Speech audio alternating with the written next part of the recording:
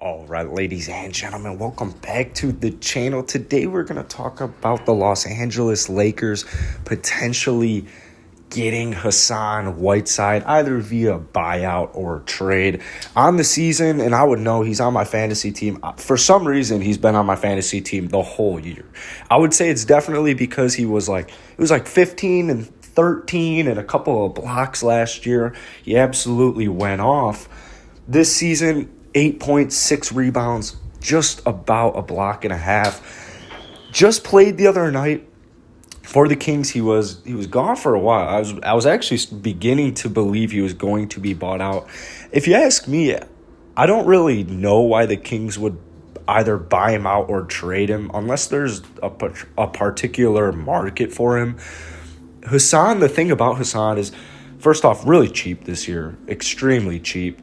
The dude also cannot play defense. It's almost unbelievable sometimes, HASSAN Whiteside on defense, and I know people will disagree, but it's very similar to like Enes Kanter on defense. Like, these are just non-reliable dudes.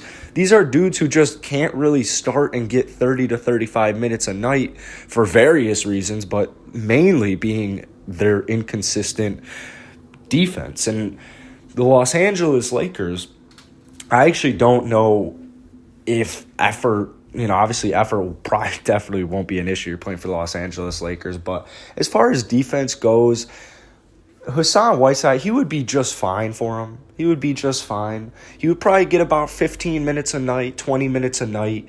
He would be very, very, very beneficial for the Lakers just because Anthony Davis, man, his injury, it's kind of up in the air.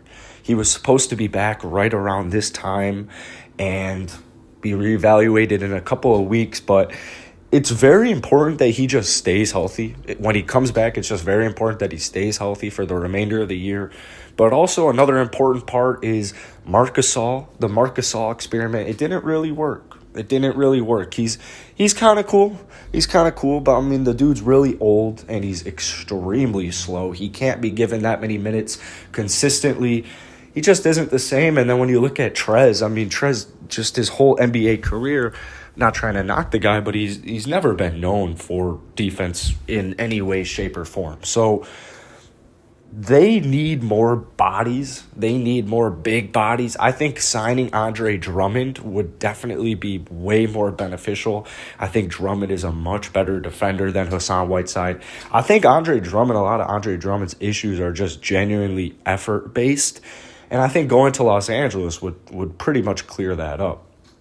But Andre also is kind of weird. I mean, he's evidently expressing interest in going to the Washington Wizards. Like, that's, interesting to me considering he's been on two irrelevant teams for way too long. But maybe trust the Wizards process. But HASSAN Whiteside, we'll see if they buy him out. The Bagley injury maybe does something for it. But, I mean, they got Bagley, they got Holmes.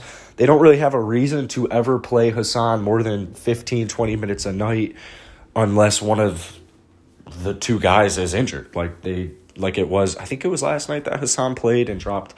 It was like 6 for 6, maybe a block. But they could be trying to get his trade value up. I don't really know, man. I think that the market probably isn't that crazy, so the Lakers could definitely get HASSAN Whiteside if they wanted to, but my guess is that they're definitely waiting on Andre Drummond's situation because they do have an open roster spot, so I bet you they're waiting for Drummond, but there's like a week left to the trade deadline, so I would imagine everything is about to just ramp up exponentially. So I hope you guys enjoyed this video. Hit the like button, hit the subscribe button, really helps me out, and I'll see you guys later.